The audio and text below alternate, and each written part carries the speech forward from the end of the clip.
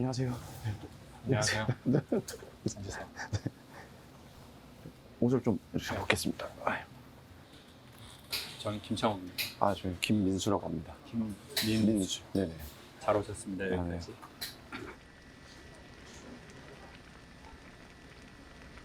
아버지는 제가 16살 때 중학교 3학년 그때 암투병 하시다가 돌아가셨고, 동생은 20살 첫 성인 되고 나서 동생이 이제 떠나게 됐는데, 뭘? 사실 이거를 오랫동안 많이 숨겼어요. 외면하고 피하고 다녔는데 동생이 사실 자살했습니다. 자살. 그 시간을 저는 굉장히 외면을 하고 살았어요. 누군가 물어보면은 동생 유학 갔다, 아니면은 나 외동이다, 아니면 이런 식으로 제가 더 편하게 대답할 수 있는 쪽으로. 왜냐면 그 이야기들을 꺼낼 자신도 없고, 꺼냈을 때의 상대방의 반응이 보이잖아요. 제 입장에서는. 그러니까 그것마저 괴로운 거죠. 많이 피해 다녔는데 지금은 다 인정하고 수긍하고 그렇게 지내고 있어요. 그러는데 얼마 걸린 거예요? 기간이? 20살. 10년이 넘었죠, 사실. 저는 이제 사실 아버지 일은 투병이라는 시간이 있었고, 어쩌면 제 안에 스스로 돌아가실 수 있겠구나라는 그런 마음의 준비를 저도 모르게 조금씩 했을 수 있다고 저는 생각을 해요. 근데 동생의 죽음 같은 경우는 갑작스러웠어요? 네, 전혀 너무- 증상이 없이? 네, 그날이 생생해요. 지금도 대학교 이제 수업이 끝나고 저녁에 친구들이랑 이렇게 같이 저녁 먹고 맥주 마시고 있었나 그랬던 것 같아요. 근데 급하게 전화가 왔어요. 엄마 빨리 튀어와라. 그걸 비명을 지르시는 거예요. 엄마가? 네. 근데 제가 그때 무슨 생각이 들었냐면, 집에 강도가 들었다. 누가 들어와서 해코지하고 있구나. 너무 무서워서. 이제 그런 생각에 달려가고 있었는데 또 전화가 오더라고요. 이웃 주민께서 전화를 주시더라고요. 안산에 있는 이제 한 병원 장례식장으로 와라. 근데 그 얘기를 듣는 순간 이제 모든 게 제 머리에서 싹 그려지더라고요. 동생이 죽었다. 이게 제 마음속에 딱 안착이 돼버리더라고요. 몇 달 차이에요? 동생하고? 5살 터울이었어요. 5살 밑에 동생. 그렇게 해서 도착해서 이제 가보니까 동생은 그 침대, 그 스댄 침대 위에 누워있고, 온몸은 새파랗게 되어 있고, 이제 그 마지막 선생님께서 이제 마지막 모습이니까 만져봐도 되고, 그러니까 마음껏 이렇게 보시라 칭을 주셔서 딱 손을 잡았는데, 제가 알던 그 동생 손이 아닌 느낌. 딱딱하고 차갑고, 그런 이제 처음 경험해봤죠. 그래서 뭐 숨이 막히더라고요. 아버지 돌아가셨던 그 장례식은 다 기억이 나거든요. 근데 동생을 그렇게 잃은 그 순간에 제가 물 한 병만 들고 지하 주차장에 나가서 벽에 기대어 물만 먹고 그대로, 그 뒤에 기억이 안 나는 거예요. 친구 한 명에게만 연락을 하고, 야, 동생 이름이 동규였는데, 야, 동규가 갔다. 이 말밖에 안 하는 거예요. 동규가 가버렸어요. 그러니까 친구는 왜 안 해야죠? 무슨 소리냐 이렇게 하는데 캐치를 했던 거예요. 당장 갈 테니까 다른 맘 먹지 마라. 그 한마디가 저를 좀 그때는 지켜줬어요. 그러면 동생이 간지는 몇 년이 된 거예요? 먼저. 동생은 그 당시에 15살이었고, 15살이요? 네네네, 15살이었고, 제가 20살이었고, 고등학생? 중학교 중학교 2학년이네. 2학년. 그렇게 됐습니다. 굉장히 사실 어린 나이였죠. 그래서 나중 제가 그 시간들이 기억이 안 나서 너무 괴롭고, 아빠를 그리워하는 것보다 동생을 그리워하는 게, 제 옛날 일기장이나 이런 것들을 보면은 다 그 동생 얘기밖에 없는 거예요. 너무 보고 싶다 이런 마음. 저도 막 죽고 싶고, 이게 다뤄지지 않으니까 평생 그저 이렇게 끌고 살아왔는데, 내가 누군가에게 의도치 않게 상처를 주고 그 사람이 떠나가고, 이런 일들이 자꾸 반복되어지는 것들을 보다가 내 안에 아직 내가 해소되지 못한 나의 아픔이 뭔가가 있다. 그래서 처음으로 상담을 받아요, 다녔어요. 상담 치료를 진행을 하면서 포기를 안 하고 계속 갔어요. 계속 찾아가고 계속 그 시간을 안 피하고 마주를 했어요. 그 시간을 충분히 보내고 나니까 힘이 생겨버린 거예요. 아, 좋은 일이네, 진짜. 지금까지도 아. 끌고 가고 있어요, 사실. 근데 뭐, 그게 정말 어려운 건데, 숙제 같은 건데, 사실 그 숙제는 지금 당장은 안 해도 되는 숙제인데, 그게 계속 쌓이는 그 느낌이 있잖아요. 그러다 어느 날 갑자기 계약해버리는. 방학 숙제 하나도 안 했는데, 일기 안 썼는데, 내일 계약이야. 그럼 밀린 거 막 이제 그럼 밀린 건데 그 날짜가 그때 비가 왔는지 바람이 불었는지 나 기억이 너무 안 나. 소재도 떨어졌어. 그때 그 막막함. 근데 그게 이제 어른이 되고 나서 내가 연애를 하려고 해도 그게 영향을 미치고 결혼을 해도 영향을 미치고 또 아빠가 되면 또 영향을 미치고 그게 어떤 식으로든 우리 삶에 계속 영향을 미치더라고요. 그러니까 근데 그거를 되게 젊은 나이에 이렇게 막 잘 인식하고 죽을 것 같고 죽을 수도 있는 그 시간을 거쳐서 여기까지 진짜 잘 온 것 같아요. 이게 무슨 문제가 해결이 안 돼도 제가 이런 시간을 갖고 싶은 것도 문제가 해결이 안 될 수는 있다. 어떻게 보면 문제가 당장 해결돼요. 세상에 그런 건 너무 없는 것 같아요. 그래서 나는 너무 슬프고 힘들 때가 있어. 내가 당장 구원받고 싶은데 당장 구원을 못 받는 거예요. 전 아버지가 너무 문제를 많이 일으킬 때는 좀 아이들이 그럴 수 있지만 아버지가 좀 돌아가셨으면 좋겠다 뭐 이런 생각할 때가 있거든요. 계속 술 잡수고 엄마 때리고 막 하니까 그러니까 그때 느꼈던 게 구원 없음에 대한 절망이었던 것 같아요. 아, 이 구원이 있을 수가 없구나. 지금 우리 집은. 아버지가 돌아가야지 문제가 해결되는데 아버지가 돌아가실 수는 없고 그런 생각을 갖는 내 자신에 대해서 난 또 죄책감을 느끼고 맞아. 그러니까 이 학습된 무기력이 계속 지속되는 거예요. 근데 항상 어두워. 그러다가 이제 친구들 앞에 있으면 밝게 하다가 또 이제 나 혼자 오면 또 이렇게 어두워. 이렇게 거꾸로 가고. 친구들한테 이렇게 했는데 혼자 그냥 이렇게 하고 혼자 있고 싶지가 않아. 그러면 그 어두운 문제랑 대면해야 되니까. 그러니까 막 더 밝게 막 하고 혼자 있으면 또 이렇게 되고 나의 마지막 보루가 없다고 생각하니까 아, 난 죽어야 되겠다. 그게 저 21살 때였어. 그러니까 참 삶과 죽음이 진짜 1cm 차이인 것 같아요. 그래서 가끔 제가 죽으려고 했던 거기 한번 가요. 제주도에. 그러니까 그때 만약에 이런 얘기를 내가 할 만한 사람이 있었으면 하여튼 그게 있었던 것 같아요. 내가 이런 말을 편안하게 누군가가 있었으면 뭐 아까 뭐 그 친구가 그랬다고 그랬잖아요. 야, 너 아무 생각하지 말고 너 거기 있어. 그게 탁 우리의 막 폭풍 같은 마음을 탁 해주잖아요. 맞아요.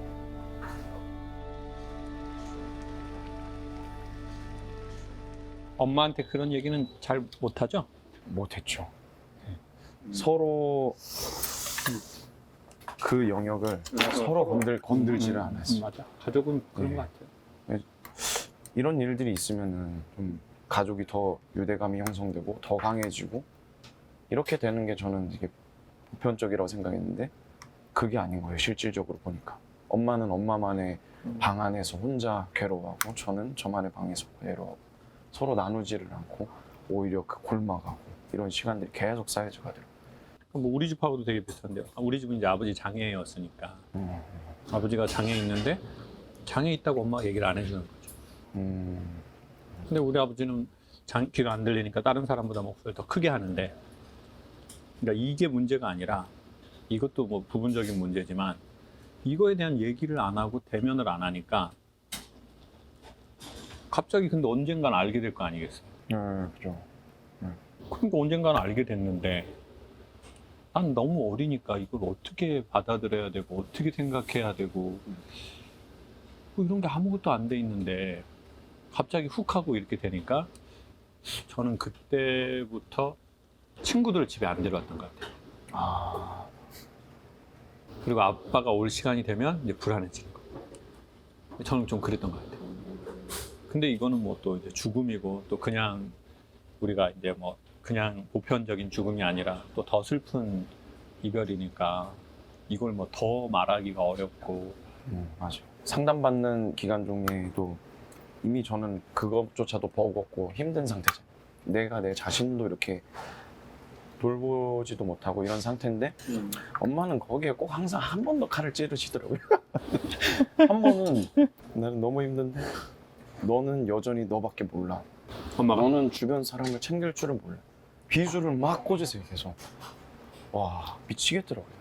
사람들을 만나는 것도 두렵고 이게 다 있었는데 사실 그때는 그냥 아 내가 그냥 좀 힘든가 보다로 퉁쳐서 넘어간 거지. 돌아보면 그 시기에 저는 굉장히 아팠구나. 근데 엄마한테는 내가 티를 안 내니까 엄마는 알아서 잘 커주고 있구나. 너무 고맙다.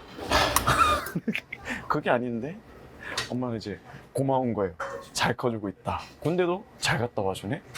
고맙네. 근데 그러다가 어느 날 뭐라고 딱 터지면 하면은 넌 이기주의야. 맞아요. 그렇게 넌 오는 거죠. 이기주의야. 난 처음 번 잡다가 오늘 하루 나온 건데 넌 이기주의야. 너 어떻게 너만 생각하니? 너만 생각해. 응. 그거를 용기를 내서 같이 치킨을 먹고 싶어서 치킨을 사갔지만 또 너만 먹으려고 사왔지. 막 비수를 꽂아요. 치킨을 막 제가 다 던져서 버리고 막 그런 적도 있고. 그러면 엄마 입장에서는 왜 이러지 얘가 갑자기? 영원한 대사 갑자기 엄마 나 갑자기 아니야. 나 1000번 참았어. 맞아. 나 지금 1001번째 화나는 거야. 내가 평소에도 이렇게 하지 않았냐. 몰랐다. 장난인 줄 알았다. 진심이 아닌 줄 알았다. 더 와딱지. 제가 엄마의 삶을 누구보다 더 알고 있으니까 더 그렇게 못하게 했었던 그게 더 많았어요. 사실 저희 어머니는 저희 아버지랑 결혼하신 게 재혼을 하신 거예요. 사실 원래 이제 한번 가정이 있으셨고 근데 그 폭력이 너무 심해서 그 집을 떠나셨고 원래는 딸이 한 분 있었고 근데 제가 그 사실을 학생 때 저도 모르게 발견을 해버린 거예요. 서류를 떼오라는 부탁을 받았다고. 이 사실을 알았을 때 엄마가 너무 놀래더라고요. 엄마 이 여자는 누구야? 이렇게 했는데 엄마가 너무 당황해 하시면서 나중에 얘기해 줄게 이러고 하시는 걸 보고서 혼자서 아 엄마의 아픈 부분이구나. 건들면 안 되겠다. 나중에 얘기해 주신다 했으니까 믿고 그냥 가자. 평생을 안 건들고 있었는데 어느 순간 누나네 가족이 내 눈앞에 있어요. 나는 준비가 전혀 되어 있지 않았는데 그런 것들이 계속 오니까 엄마에 대한 원망과 분노도 생겼죠. 사실상 엄마가 힘든 거 알아. 너무 힘든 거 알아. 엄마 힘든 삶 산 거 알아. 나는 나대로 엄마 때문에 괴로운 게 나도 있다. 그런 게 같이 겹쳐왔죠. 맞아. 그러니까 참 그게 진짜 이게 영화나 드라마처럼 엄마가 처음 만남이 아니었고 그 전에 힘들어서 이별을 경험했고 거기서 한 번 엄마는 큰 한 번 스트라이크를 경험하고 아버지, 아들 그러니까 이게 사실 이게 3번의 엄청 큰 이게 그냥 정타를 살면서 우리가 맞는 거잖아요. 한 번 맞아도 제대로 일어서기 어려운 건데 어떻게 보면 3번의 큰 건데 근데 그게 나이가 조금씩 드니까 전 아버지한테 그런 게 좀 있었는데 그러니까 아버지라고 하면은 아버지가 좀 이렇게 해줘야 되는 거 아니야? 이런 게 저한테 있었는데 어느 날 아버지가 날 낳은 나이 딱 그때쯤에 내 나이가 된 거야. 그러니까 이제 아버지가 말고 이제 그 남자 같은 나랑 비슷한 나이 또래 걔. 근데 나보다 더 조건이 안 좋아 얘는. 애가 6이야. 자기는 귀가 안 들려. 엄마는 새엄마 밑에서 자랐어. 그리고는 이제 뭐 공부도 할 수 없고 남의 집에서 머슴살이도 하고 남의 집 계속 일꾼처럼 일 봐주고. 그러니까 언젠가는 저보고 그러더라고요. 그러니까 아버지 어떻게 용서했냐요. 그래서 용서라는 단어는 조금 잘 안 맞는 것 같다. 왜냐면 일단 아버지는 본인이 잘못했다고 생각을 안 하시는 거예요. 이 사람 관계에 있어서 용서라는 게 이쪽이 자기가 잘못했다고 생각해야 뭐 이렇게 성립되는 그 다음 단어인데 저희 아버지는 자기가 절대 그렇다고 생각을 안 하시는 거예요. 어쩌면 엄마도 그럴 수 있을지도 몰라요. 야, 내가 너한테 뭘 그렇게 잘못했니? 너는 뭐가 그렇게 엄마한테 섭섭하니? 이럴 수 있거든요. 그러니까 아버지를 그래서 용서한 게 아니라 그 친구는 되게 힘들었겠다. 그 친구는 재미가 뭐였을까? 이 힘든 상황에 나는 이제 내가 이 나이 먹고 뭐 힘들면 뭐 어떤 때는 오토바이도 타고 뭐 코로나 전에는 가끔 해외여행도 가고 뭐 나는 내 나름의 그게 있는데 그 친구는 뭐로 자기의 인생의 낙이었을까? 그리고는 이제 제가 아버지 하는 그 일을 하고 싶더라고요. 돌일을. 근데 너무 힘든 거야. 근데 너무 힘든데 힘들어서 나는 눈물이 아니라 그 남자는 이거를 평생 했구나. 그 남자는 이거를 평생. 몸이 너무 힘드니까 소망이 저녁에 맛있는 거 먹는 것밖에 없고 고기 먹어야지. 하루 종일 노동을 했으니까 고기 먹으면서 환타 먹을 수는 없잖아요. 고기 먹으면서 이제 술을 먹는데 제가 보니까 그 술이 그 술 기운으로 술이라는 게 확 먹으면 지금 당장 확 이완해주고 잠깐 모든 걸 잊게 해주는 그런 효과가 있으니까 흔히 말해서 이제 힘든 노동일을 하는 경우에 그 술 기운으로 한다고 하는 게 있거든요. 그래서 아침부터 먹을 수 있고 그래야 이 힘든 일을 버틸 수 있는 유일한 정신적, 육체적 구원이 그거밖에 없는 거예요. 지금 당장 되게 빨리 저렴한 돈으로. 이러니까 계속 술을 먹게 되고 술을 먹으니까 본인 슬픈 게 나타나고 그렇게 된 거구나. 이해하게 되신 거네요. 그러니까 용서가 아니라 그래서 그렇게 된 거구나. 그 남자가 조금. 근데 저는 거기서 자유로워진 것 같아요. 상당히. 아버지 왜 저러지?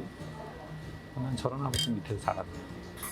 난 저런 아버지가 되기 싫으니까 결혼하지 말아야지. 막 이런 고리고는 생각이 있더라고요. 지금은 진짜 많이 자유로워진 것 같아요. 또 이랬건 저랬건 아버지가 그렇게 자기 인생을 갈아 넣었기 때문에 나는 그 혜택으로 학교도 다니고 모두 했으니까.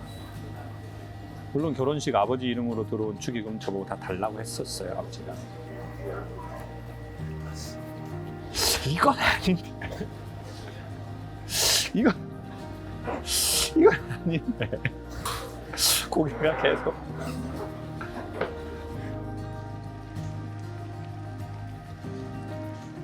근데 예를 들면 아버지의 죽음은 어느 정도 예견한 돌아가심이지만 동생은 전혀 우리가 예견할 수 없는 너무 충격적인 상황이잖아요. 근데 이 비슷한 장르가 세상에 또 있을 수 있잖아요.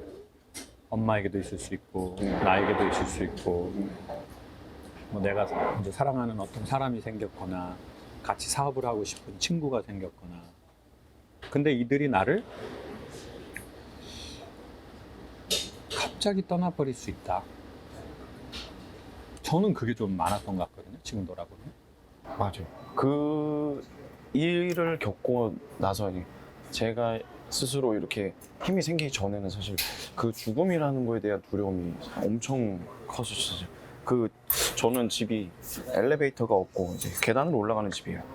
제가 항상 밤에 이제 집에 가는 그 시간에 제가 어땠냐면 저희 집 불이 항상 켜 있는지를 확인해요. 아, 엄마 때문에? 항상 그 두려운 거예요. 그리고 그 계단을 걸어 올라가는 그 시간에 누구보다 빠르게 올라가요. 5층인데 한번 10초 만에 그냥 뛰어 올라가요. 빠바바.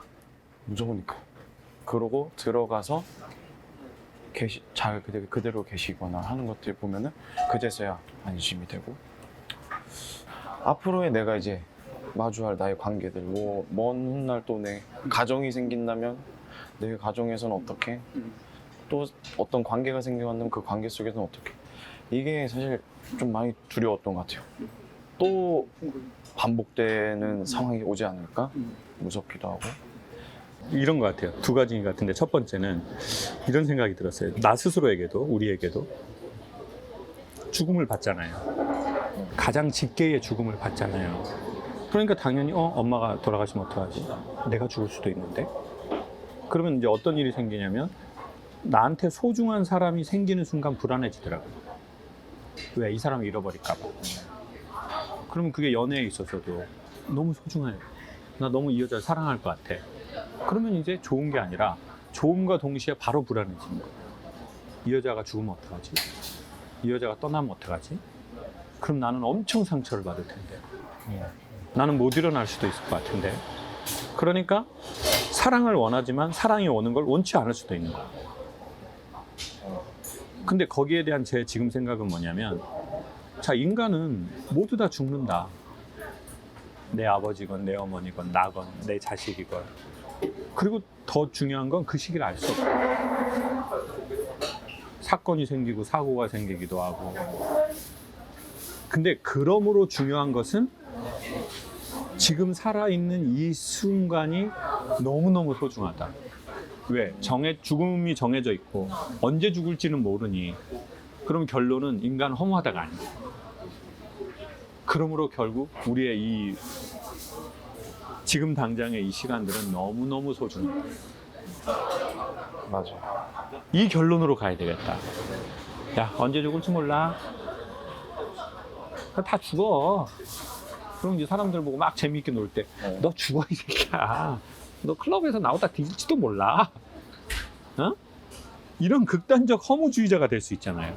그렇죠. 아니면 거꾸로 극단적 쾌락주의자가 되는 것 같아요. 야, 언제 죽을지도 모르는데, 야, 다 죽어. 뭐. 근데 그게 아니라, 그래, 우린 죽어. 언제 죽을지 몰라. 그러므로 이 순간이 너무 소중해. 그건 내가 무슨 사업으로 돈을 잘 벌든 상처가 있든 없든, 가장 확실한 건 우리의 이 시간이 너무너무 소중해. 그러니 어떻게 하면 이 소중한 걸 잘 이렇게 해야지? 그게 나 자신도 그렇고, 내가 키우는 강아지도 그렇고, 엄마도 그렇고. 근데 처음부터 너무 막 하려고 하지 말고, 그냥 그래, 우리는 죽고 언제 죽을지 몰라. 그러므로 우리의 순간순간은 너무 소중해. 근데 이제 그 경험을 하지 않으면 소중하다는 걸 모른 채로 이게 막 지나가는 느낌이 들어요. 그러니까 진짜 귀한 걸 모르고 시간을 다 이렇게 패스하는 거죠. 그게 하나가 있구나. 죽음이 언제 올지를 두려워하는 게 아니고, 살아있는 걸 허무해하는 게 아니고, 살아있는 이 순간이 너무나 지금 찬란한 순간이야. 그래서 이 찬란함을 되게 고마워하고 선물로 받은 거고. 맞아요. 그럼 이걸 어떻게, 이건 장난 아닌데, 이게.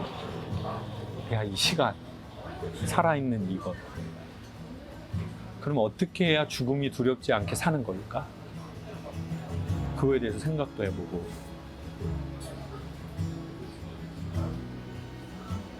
그러다가 결국은 나중에 이제 그 남들과는 다른 되게 뜨거운 경험이 있으니, 그 경험이 내가 하는 일로 녹아들어가든, 아니면 그게 뭐 다른 후배한테 툭 해주는 말이 되든, 아니면 그게 뭐 어떤 식으로 뭐 저는 그게 이제 강연으로 나오고, 그래서 또 누군가 많은 사람들이 그 얘기를 또 듣고 저 모티브가 됐어요. 그러면 아 나의 그게 또 누군가의 소중한 인생에 아 그렇게 될 수 있다는 건 사람으로 태어나서 엄청 큰 영광이구나. 내 사연이 내 소명이 된 그런 느낌? 맞아요.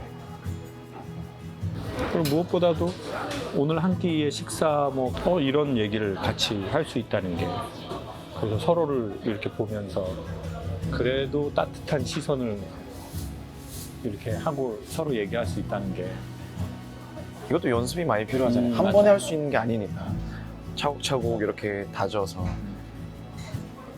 그냥 먼 훗날 저도 한 번씩 꿈꾸는 게 그냥 대표님이 저한테 이렇게 해주시는 그 말 한마디가 느껴지잖아요. 저는 이제 알고 또 이제는 또 그게 흘러서 제가 또 누군가한테 흘려보낼 수도 있는. 그러니까 나중에 그분들한테 우리가 따뜻한 시선을 서로 나누고 손의 온도를 나누는 건 그분들한테 하는 것도 있는 것 같지만 과거에 절대적 구원이 필요했던 나를 찾아간다는 느낌이 들더라고요. 그러니까 제가 이런 시간을 가지려고 하는 것도 내가 이제 누군가 남을 도와야지 이런 거는 몇 프로 안 되고 이제 내가 나를 찾아가려고 하는 느낌이 들어요. 아 이제 내가 나를 찾아가려고 하는구나. 그 전까지는 왜 아무도 안 찾아와 주지 나를? 나 좀 찾아와서 구원해 주지. 이런 마음이 되게 강했는데 아니다. 그 잃어버린 그 시점의 아이를 정확하게 알고 있는 건 나밖에 없어. 근데 언제 그 아이를 만나냐? 나랑 비슷한 그 사람이 이야기를 들을 때 내가 그 아이를 딱 만나는 걸 느끼는 거예요. 그러니까 세상에 좋은 일을 하려는구나 이게 아니라 내가 나를 찾아가려고 하는구나. 그래서 대면하려고 하는구나. 그리고 어색하더라도 여기까지 잘 왔다. 스스로한테 해줬어요. 건배 한번 합시다. 내가 여기까지 하면 잘 왔다. 여기까지 잘했다. 잘했다.